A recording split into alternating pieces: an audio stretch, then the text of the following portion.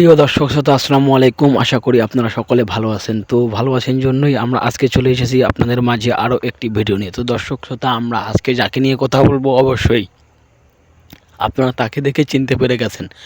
তো দর্শক শ্রোতা আমরা আজকে কথা বলবো আমাদের সেই কুখ্যাত বিখ্যাত পূর্ণিমা সম্পর্কে। তো পূর্ণিমা সম্পর্কে আমরা আপনাদের কিছু অজানা তথ্য দিব এবং পূর্ণিমার ছেলে সম্পর্কে আমরা আপনাদের কিছু অজানা কথা বলবো, কারণ পূর্ণিমার ছেলে কোথায় আছেন, কী করতেছেন, আমরা এসব বিষয়ে আজকে আপনাদের জানিয়ে দেবো।